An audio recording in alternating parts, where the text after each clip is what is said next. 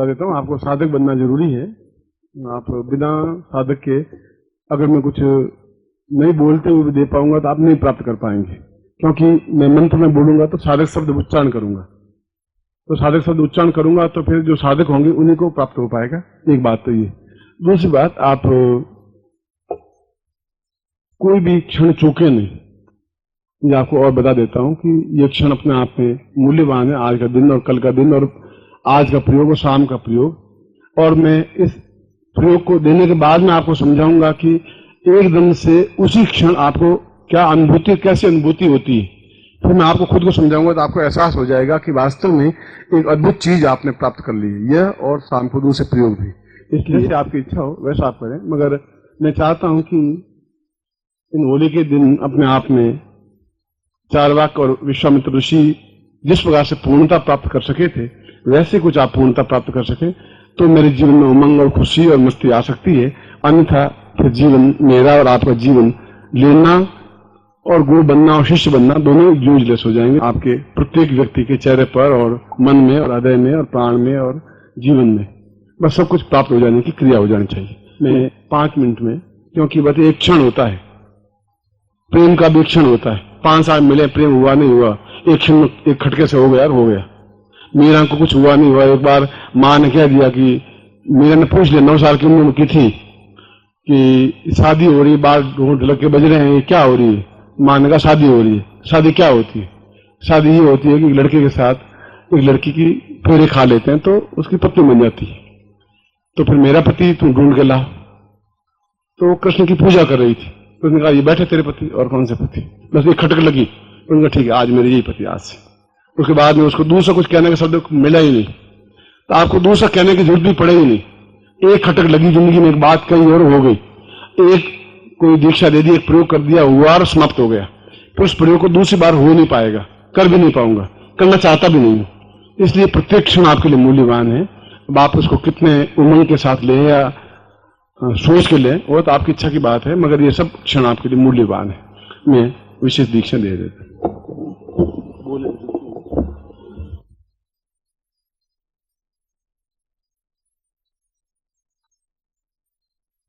ये अपनी बातचीत प्रारंभ करने से पूर्व पुष्पहार से रमेश पाटिल ने एक गुरु श्रद्धा व्यक्त की। रमेश पाटिल तो एक नाम है, इसके अलावा भी प्रवीण जोशी हैं और गुजरात में शायद सैकड़ों हजारों शिष्य हैं जिन्होंने एक चेतना जगाई, एक जनमत तैयार किया, एक शिष्यत्व तैयार किया। एक भावना है, एक चेतना है, एक अटैचमेंट है। कुछ लोगों में गुरु के प्रति समर्पण बहुत ज्यादा होता है, उसको कुछ सिखाने की जरूरत नहीं होती। जैसे कैलाश ने कहा कि जब बच्चा बड़ा होता है तो फिर गुरुदेव के शरण में जाता है, फिर गुरुदेव उसको कहते हैं तू शादी कर ले, फिर उसकी शादी हो जाती है, फिर गुरुदेव कहते हैं तो बच्चा कर दे, फिर बच्चा हो जाता है। मैंने तो किसी को बच्चा पैदा करना सिखाया ही नहीं, वो लोग खुद ही ट्रेंड होते हैं, अपने आप में ट्रेंड होते हैं, उनको ट्रेन करने की जरूरत होती ही नहीं। वो तो जन्मजात ट्रेंड है और मुझसे ज्यादा ट्रेंड है, मैं तो ट्रेंड हुई नहीं इस मामले में। इसलिए आप लोग अपने लड़के की विवाह करते हैं, शादी नहीं करते। शादी तो वो अपने आप कर लेता है पहले से ही, शादी करने की आपको जरूरत नहीं है। आप तो केवल बाद में एक फॉर्मेलिटी पूरी कर लेते हैं कि चलो शादी कर लो, इस शादी से कर लेते हैं। मगर यह शादी करना और विवाह बंधन में बंधना या संतान पैदा करना या जो कुछ भी है, यह भी जीवन का एक आवश्यक तत्व है, होना ही चाहिए। होना चाहिए, मालूम पड़ना चाहिए क्या चीज है ये भी कोई चीज होगी तो जरूर। इसलिए अगर शादी नहीं करेंगे तो मन में खटक रह जाएगी कि साली और थी, क्या होती है, क्या होता है। प्रेम भी कर ही डालना चाहिए, चाहे जूते पड़े पर कर डालना चाहिए। मन में ये जाए शादी एक प्रेम कर लिया बस। इसलिए जो जीवन में जो भी इच्छाएं भौतिक रही हैं, मैं आपके साथ में हूं। जूते पड़ेंगे तो मैं पास में खड़ा रहूंगा, आप चिंता मत करिए। मैं कोई हस्तक्षेप करूंगा नहीं, ना तो मैं रोकूंगा उसको, ना आपको रोकूंगा कुछ नहीं, मगर आपको बिल्कुल ज्ञान हो जाएगा कि प्रेम कैसे होता है, कैसे किया जाता है। और शास्त्रों में कहा है कि सबसे अभागा व्यक्ति वो होता है जिसकी पत्नी सुंदर होती है, वो सबसे अभागा होता है। कि उसको हरदम चिंता रहती है मेरी पत्नी सुंदर है, साले को गड़बड़ हो गया तो क्या होगा, तो बड़ी गड़बड़ हो जाएगी। वो ऑफिस में से बीच में एकदम से 3 बजे आएगा दौड़ करके, क्योंकि 2:30 बजे मालूम है लंच है, अब 3:30 बजे जाओ, मालूम तो पड़े क्या गड़बड़ है, फिर 3:30 बजे जाएगा, फिर 5 बजे आएगा, फिर कभी 9 बजे आएगा, हरदम उसको खटक बनी रहेगी। चारवाक ने कहा है कि श्रेष्ठतम पुरुष वो होते हैं जो कुरूप स्त्री से शादी करते हैं। कोई तकलीफ और कोई दूसरी चिंता, काली हो, कुरूप हो, दांत निकले हुए हो, ऐसी हो, बस आप बिल्कुल ऑफिस में बैठे रहे, आपको चिंता करने की जरूरत ही नहीं है। चारवाक की पत्नी बहुत ही असुंदर थी, जितने ऋषियों की किसी की पत्नी इतनी असुंदर नहीं हुई जितनी चारवाक की पत्नी असुंदर थी। इसे चारवाक को कोई चिंता ही नहीं थी, और उसने कम से कम 110 श्लोक लिखे, और उसमें लिखा है कि पत्नी कैसी होनी चाहिए। पहले तो अपनी पत्नी का गुणगान किया है, वर्णन किया है कि मैं बहुत सौभाग्यशाली हूं कि तेरे जैसी अद्वितीय पत्नी मुझे मिली।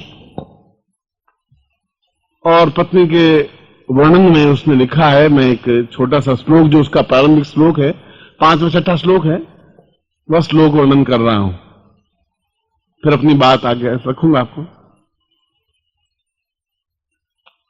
लंबोदरम पूर्वमदैव देवम स्त्रियं च नेत्रं भवतां गजैव दन्तोष्ठ मुक्ति वरदं तदैव प्रणम्यं प्रणम्यं निर्भय प्रणम्यं। उसने कहा कि मैं तो बहुत सौभाग्यशाली हूं, मेरी स्त्री जैसी सुंदर स्त्री इस पृथ्वी पर एक ही पीस पैदा किया और फिर संचा तोड़ दिया। भगवान ने दूसरा पीस पैदा ही नहीं किया, एक बन करके मेरे गले बांध दी। उसने कहा मेरी पत्नी की कई विशेषताएं हैं, 108 विशेषताएं हैं, मैं तो केवल 5-6 विशेषताएं आपको बता देता हूं। अपने शिष्यों को कह रहा था। उसने कहा कि एक तो मेरी पत्नी केवल 3.5 फुट की है, इसलिए कोई चिंता है ही नहीं, पूरी लंबी चौड़ी है नहीं। दूसरी, मेरी पत्नी की दूसरी विशेषता यह है कि उसकी आंखें इतनी छोटी छोटी है कि पता ही नहीं पड़ता कि आंखें है कि नहीं, बस बहुत मीन सी आंखें हैं उसकी। तीसरी, मेरी पत्नी के होठ 1.5 फीट बाहर निकले हुए होते हैं, 1.5 इंच इतने लंबे चौड़े होठ निकले, ऊपर का होठ की नीचे का होठ भी। चौथा, फिर भी दांतों की इतनी विशेषता है कि होठों को तोड़ के भी बाहर निकले हुए 2 दांत। पांचवी, मेरी पत्नी की आवाज सुनने के बाद में आसपास के लोगों ने मकान छोड़ के चले गए, क्योंकि जब वो बोलती है तो या तो वो रुई ठूंसते हैं या फिर मकान तो पास में सब मकान सस्ते मिलते हैं, मतलब बाहर मकान मिलते हैं 150 रुपए और यहां मकान मिलते हैं 5 रुपए, क्योंकि मेरी पत्नी की वजह से ये सब कुछ हुआ, शिष्यों को आराम मिला है। छठी, मेरी पत्नी की विशेषता यह है कि उसके वो जितनी बार भी बाल झाड़ती है तो गंजी होती रहती है, तो साल भर बाद बिल्कुल ठीक हो जाएगी। सातवीं, वह पत्नी मुझसे इतना अधिक प्रेम करती है कि मेरी तरफ ताकती नहीं और न भी मैं ताकता हूं। और सातवीं, उसने 3 बार संतान पैदा किया, 3 संतान एक साथ पैदा किया। इसलिए मैं अपनी पत्नी को प्रणम्य करता हूं, और ऐसी पत्नी मिले, आपको भी मिले जो कुंवारे हों, ऐसा ही मैं आपको प्रणम्य करता हूं। अब आप खुद सोच लिए कि कहां आप कितने अभागे हैं कि ऐसी सुंदर पत्नी के लिए ढूंढ रहे हैं, और वो कितना चारवाक सुंदर है, अपना श्रेष्ठ है, कोई चिंता है, इनको फिक्र है, और सुंदरतम पत्नी मिली है। मगर उस सुंदरतम पत्नी को भी अद्वितीय 2 शब्द है, सुंदर और कुरूप। सुंदरता की कोई परिभाषा नहीं है, कुरूपता की कोई परिभाषा नहीं है। सुंदरता वह है जो अपने आप में एक पुरुष को अत्यंत श्रेष्ठतम लगे, वह सुंदर है। नारी सजती इसीलिए, सौंदर्य इसीलिए करती है कि कोई उसको एक कमेंट पास कर दे, कोई कह दे कि तुम बहुत सुंदर लग रही हो आज, बस उसके पूरा जीवन या पूरा दिन उसका बहुत अच्छा। आप पत्नी बहुत सुंदर शब्द के आए, और आप ध्यान नहीं दो, तो वो कहते साला एक कैसा आदमी है साला, कुछ ये तो कहता है कि साड़ी अच्छी लगी यार तुझे, बहुत अच्छा पहना है, ड्रेस बहुत अच्छी पहनी है, तो बहुत अच्छी लग रही, कुछ तो बोले। ये तो साला ठूंठ है, बोलता ही कुछ नहीं है, ये तो साला गधा बीता है। और ऐसी स्त्रियां कहती है कि साहब आप कम से कम हमारी आलोचना करती रहती है, कोई पुरुषों की भी किया करो, उसको भी समझाया करो। इसलिए चार्वाक ने भी पत्नी के बारे में 100 से ज्यादा श्लोक लिखे। आप कम से कम 100 बार तो प्रशंसा कर ही लीजिए, 5 बार प्रशंसा कर लीजिए, मगर चार्वाक ने फिर भी उसको अत्यंत सुंदर बनाया, अद्वितीय बनाया। और सौंदर्य की परिभाषा काम शास्त्र में, काम प्रयोग में लिखी हुई है कि वह सुंदर हो, लंबे बाल हो, चेहरा हो, अंडाकार चेहरा हो, होठ हो, आंख हो, कान हो, क्या हो। और पुरुष के सौंदर्य के बारे में भी लिखा है। मैं इस प्रसंग को इसलिए छेड़ा है कि जीवन में जो कुछ न्यून है और जीवन में बहुत कुछ अच्छा है, न्यून को न्यून ही कहा जाएगा। अगर अभाव है तो उसको अभाव ही कहा जाएगा। जो पूर्णता है तो पूर्णता ही कही जाएगी। अगर पुत्र नहीं है तो पुत्र नहीं है। आप उसको जबरदस्ती गोद लेकर के भी पुत्र को फिर पुत्र नहीं कह सकते, वह उसका अभाव कहलाएगा। उस अभाव को दूर कैसे किया जाए, उस कुरूप स्त्री को या कुरूप पुरुष को, कई पुरुष ऐसे होते हैं जिनको देखने की इच्छा होती है कि वास्तव में पुरुष है, पौरुष है। अब तो देखने को कम मिलते हैं, मगर पौरुषता भी अपने आप में एक सौंदर्य है। एक एहसास होता है कि पुरुष सौंदर्य है। अब तो जो पुरुष हैं वो पुरुष हैं या अर्धनारीश्वर हैं, दोनों में से कोई एक है। आधा तो उसका नारी का अंग है, आधा पुरुष का अंग है। गाल पिचके हुए हैं और आंखें धसी हुई हैं, चश्मा चढ़ा हुआ है, ऊंचा नीचा करता रहता है। कोई लड़की को भी ढंग से देखने के लिए 3 बार चश्मे को ऊंचा नीचा करके देखना पड़ता है कि ये खड़ी कौन है। अब उसको पुरुष किस दृष्टि से कहा, किस साइड से पुरुष कहा जाए, मैं कुछ समझता नहीं हूं। फिर पुरुष का अर्थ क्या है, क्या मतलब पुरुष किसे कहते हैं? इसलिए यह भी अपने आप में सुंदर और सौष्ठ, बुद्धिमान, योग्य, चतुर, बात को समझने वाला और जीवन में सब कुछ प्राप्त कर लेने की क्रिया वाला पुरुष कहलाता है। पुरुष का मतलब यह नहीं है कि उसका बहुत अंडाकार चेहरा हो और गोरे हो, सुंदर हो और बहुत महीन आवाज में बोलते हो और बिल्कुल लहराते हुए चलते हो, वो पुरुष नहीं कहलाते। तो चीजें दो ही होती हैं, या तो असौंदर्य या सौंदर्य, या निर्धनता या संपन्नता, या कमी या पूर्णता। तो क्या जो जीवन में न्यूनता है वह न्यूनता बनी रहनी चाहिए या उस न्यूनता को पूरा करना चाहिए? क्या गुरु को इंतजार करना चाहिए कि इसकी न्यूनता को पूरा करें या गुरु उसकी पूर्णता कर दे? ये हमारे जीवन की सबसे बड़ा प्रश्न है। ये हमारे जीवन की सबसे बड़ी एक चिंतन है कि हमारे जीवन की एक अभाव, मेरे जीवन का एक अभाव है, सपोज है। अगर है तो मुझे गुरु को कहने की जरूरत नहीं पड़नी चाहिए। गुरु को ध्यान रखना चाहिए कि अगर मेरे जीवन की कोई न्यूनता है तो मुझे गाइड करे, मुझे सलाह दे, मुझे मार्गदर्शन करे और फिर अपने प्रयत्नों से उस कमी को दूर कर दे। मगर तब हो पाएगा जब मैंने सुबह बताया कि आपके और मेरे प्राणों का आपस में समावेश होगा, संगम होगा, एक दूसरे का अटैचमेंट होगा, एक दूसरे के प्रति सन्निहित होंगे। और एक दिन में कोई घटना घटित होती नहीं। किसी चीज के लिए, किसी प्रकृति के लिए जितना समय लगेगा उतना समय लगेगा। कोई चीज के लिए 2 दिन लगेंगे तो 2 दिन लगेंगे, 5 दिन लगेंगे तो 5 दिन लगेंगे। मगर गुरु की भी मर्यादा है, शिष्य की भी मर्यादा है। शिष्य की मर्यादा यह है कि उसके चेहरे से गुरु भांप ले कि इसके जीवन में न्यूनता क्या है, क्या कमी है। अगर मैंने सुबह आपको प्रवचन कहा आप मुस्कुराइए, आप हंसिए, आप खिलखिलाइए, मगर आप नहीं खिलखिला सकते, आप नहीं मुस्कुरा सकते, इसलिए कि आपके जीवन में यदि कोई अभाव है तो उस अभाव की जब तक पूर्ति नहीं होगी तब तक जीवन में संभव नहीं हो सकता। और यह जीवन में संभव केवल तंत्र के माध्यम से संभव हो सकता है, मंत्र के माध्यम से वह संभवता नहीं आ सकती। दोनों चीजें अलग अलग है। मिठाई एक अलग चीज है बिल्कुल, दाल रोटी सब्जी बिल्कुल एक अलग चीज है। दोनों ही भोजन करने की चीज है, दोनों से ही पेट भरता है। पर मिठाई 110 रुपए किलो बिकती है और रोटी 5 रुपए की रोटी बिकती है।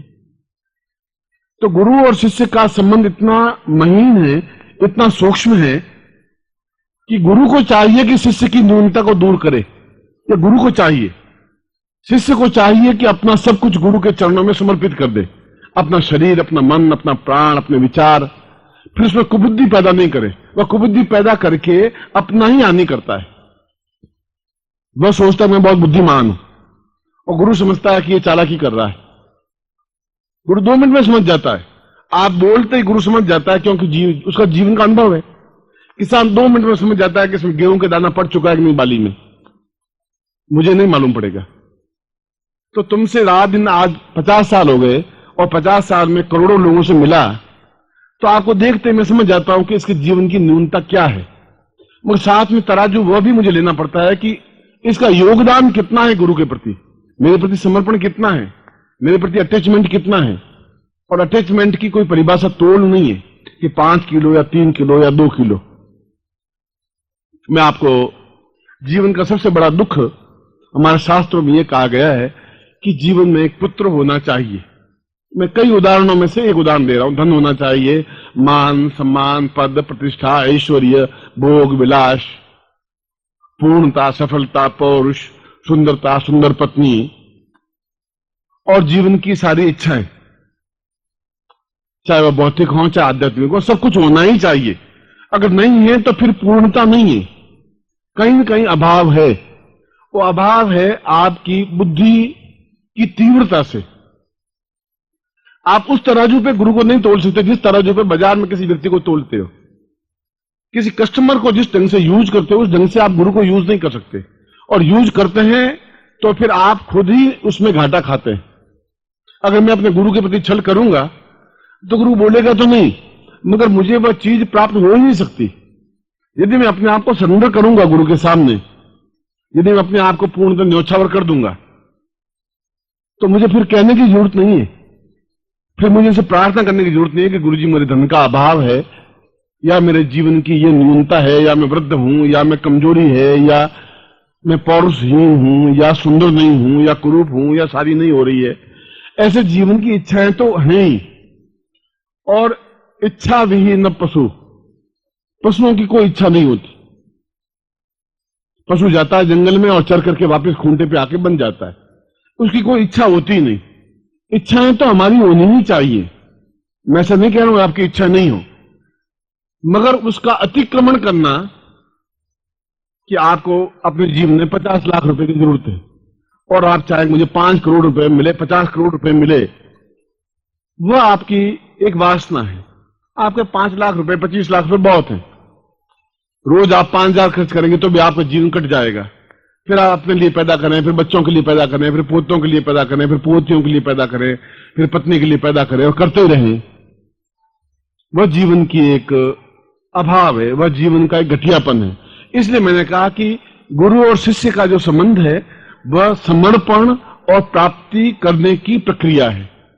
आप समर्पण करें, कितना करते हैं वो आप पे डिपेंड है।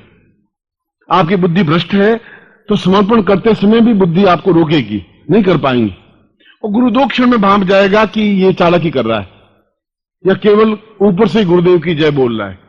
वो बोलेगा नहीं, बोलने से उसकी गरिमा घटेगी। बोलना क्या है, पर वो समझ जाता है कि यह क्या चीज है, यह क्या मुंह से बोलता है, या अपने आप में समर्पित करता है, या अपना सब कुछ देता है, या मेरे चरणों में समर्पित है, या केवल ऊपरी दिखावा है। तंत्र के माध्यम से टोटल असंभव कार्यों को, कि जो जीवन में संभव नहीं है, यह हो ही नहीं सकता, वह तंत्र के माध्यम से हो सकता है। और तंत्र कहने के पीछे मेरा यह नहीं है कि कोई शमशान में जाए और कोई शमशान की साधना करे, या कोई कपाल साधना करे, या खोपड़ी की साधना करे, ये तंत्र है ही नहीं। ये ऐसा शास्त्रों में कहीं लिखा ही नहीं है। तंत्र तो अपने आप में एक वृत्ति है, एक साधना है, एक क्रिया है, एक मनोवृत्ति है, एक चिंतन है। मंत्र को करने की एक पद्धति है। भोजन कैसे किया जाए इसकी आप देखेंगे, दो आदमियों को भोजन करते समय तो दो आदमी अलग अलग तरह से भोजन करेंगे। एक आदमी ऐसा भोजन करेंगे जहां इच्छा ही नहीं होती उसके पास भोजन करने की। एक आदमी इतना सुरुचिपूर्ण ढंग से भोजन करता है कि उसके पास बैठने की इच्छा होती है। ये लड़की बहुत सुंदर होती है, उससे बात करने की इच्छा ही नहीं होती, चाहे वो सुंदर है। ये लड़की कम सुंदर है मगर फिर भी उसके जबान में, उसकी बातचीत में, उसके कहने के अंदाज में एक लोच होती है, एक अंदाज होता है, कहने की एक शैली होती है और इच्छा होती है कि इसके पास घंटे, 2 घंटे, 4 घंटे सुने। यदि आपकी आंख में कोई गड़बड़ नहीं है, कोई वास्ता नहीं है तो। और क्या ऐसा संभव है? मैं तो केवल आपको एक उदाहरण दिया है कि हमारे जीवन की जो भी आवश्यकताएं हैं वह होनी ही चाहिए, पूर्ति, और पूर्ति होनी चाहिए और अपने आप में पूर्ण सफलता प्राप्त होनी ही चाहिए। मैं आपको एक आज जो अरुण आया है, अरुण खड़ा हो, इस समय इसकी उम्र 60 से ज्यादा है, शायद 62 होगी या 65 होगी या 64 होगी, अंदाजन इतनी ही। और आपने इसको नहीं देखा होगा, 3-4 साल से नहीं देखा होगा। तो मैंने कहा अरुण तुम्हारे पुत्र होना चाहिए। उसने कहा गुरुजी पुत्र होने का तो सवाल ही नहीं है। आप भी वैसे बात कर रहे हैं कि पुत्र 55 साल की उम्र में, तो डॉक्टर भी मना कर देते, it's not fit for you that you would be earn a son. अब तो तुम्हारा संतान हो ही नहीं सकती। जब तुम 55 साल के हो गए हो तो तुम्हारी पत्नी 52 साल की तो हो ही गई होगी, 53 साल की तो हो ही गई होगी। ऐसे तो है नहीं तुम 18 साल के हो या तुम्हारी पत्नी 18 साल की हो। उसने कहा गुरुजी पुत्र, अब मेरे 2 लड़कियां हैं, बहुत हैं, और आपकी सेवा है वह बहुत है। मैंने कहा ऐसा कोई बात नहीं है, इतनी सेवा की है तो अगर संतान घर में पुत्र नहीं हो तो एक अभाव सा रहेगा, और मैं अपने आप में ग्लानि अनुभव करूंगा कि तुम्हारे घर में पुत्र नहीं है। जब मैं ऐसा एहसास करता हूं, तुमने मुझे नहीं कहा है तुम्हारे पुत्र होना चाहिए, प्रयोग मैं करूंगा। आप मेरे पास केवल 20 मिनट बैठ जाएं और 20 मिनट के बाद में इस साल आपके पुत्र हो जाएगा। उसमें भी इसको विश्वास नहीं था, किसी को विश्वास आएगा भी नहीं, क्योंकि यह इतना ऐसा मसला है जहां विज्ञान अपने आप में फेल हो जाता है। 55 साल की अवस्था में, 58 साल की अवस्था में किसी के पुत्र हो यह असंभव है। 55 साल की किसी स्त्री के पुरुष हो पुत्र हो संभव नहीं होता, असंभव होता है, क्योंकि उसका ऋतु धर्म समाप्त हो जाता है, वह अपने आप में बस समाप्त सी हो जाती है। वह भी इसने अविश्वास से नहीं किया, मगर इसको विश्वास नहीं हुआ कि ऐसा होगा भी। उसने कहा, मैंने कहा तुम परसों आना, दिल्ली की घटना है, तुम आना, कुछ उपाय करेंगे और तुम्हारे पुत्र हो ही जाएगा, तुम विश्वास चिंता मत करिए, और होगा, दीर्घायु होगा। यह भी तुम्हें बता देता हूं। बड़ा असंशय सा मन लिए हुए, इसके ऋण इतने मेरे ऊपर थे कि मैं जब भी दिल्ली जाता था तो सेवा करता था, बुलाता था, घर में रहता था, इसके घर में कई बार रहा। फिर मैंने अपना खुद का मकान ले लिया तो फिर वहां रहने लगा। आगे की बात ये खुद कहेगा। इन्होंने कहा पुत्र। मैंने कहा गुरुजी अब क्या आप कुछ मजाक कर रहे हो? अरुण देखो मैं एक बात कहता हूं, और ये शब्द मेरे कानों में आज भी गूंज रहे हैं कि पुत्र के बिना तुम्हारा जीवन पूर्ण नहीं कहा जा सकता, और यह मेरे लिए अपयश की बात होगी। देखिए इस सेंटेंस में, इस वाक्य में एक ही बात है कि इस गुरु का कितना अपनत्व अपने शिष्य के साथ है। आप छोटे गुरु हैं, आदर के प्रतीक हैं, इसलिए कि गुरु संतान है। लेकिन क्या मैं गुरु संतान नहीं हूं? क्या आप वो गुरु संतान नहीं बन सकते?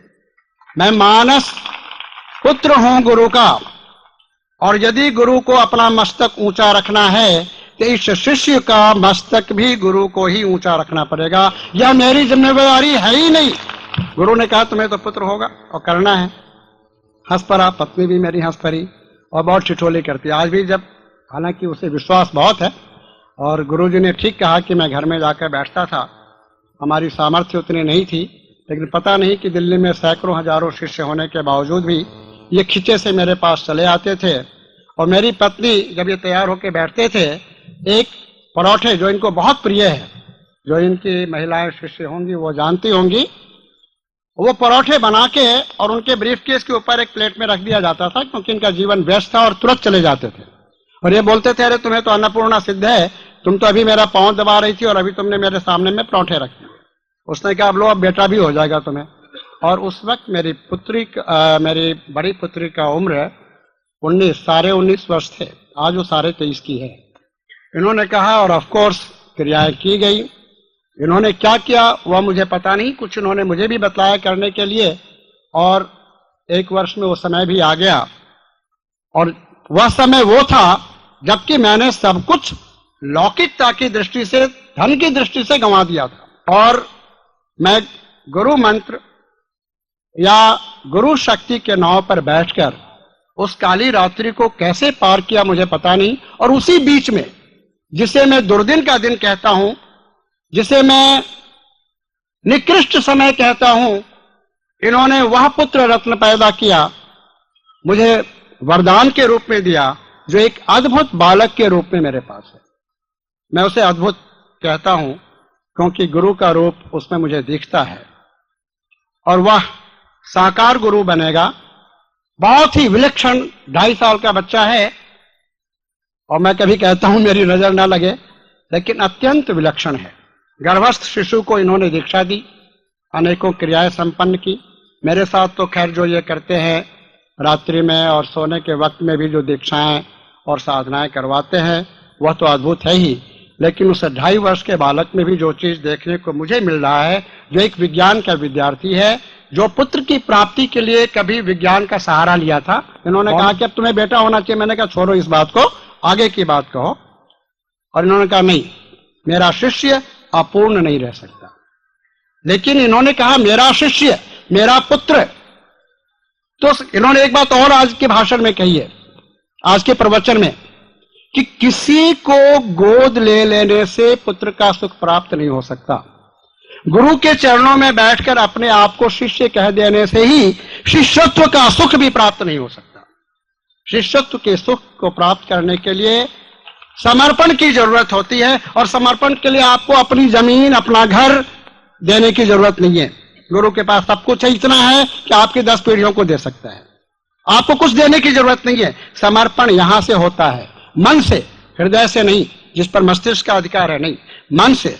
और मेरा ख्याल है कि शायद इस कार्य में मैं एक कदम आपसे आगे हूं, सिर्फ एक कदम।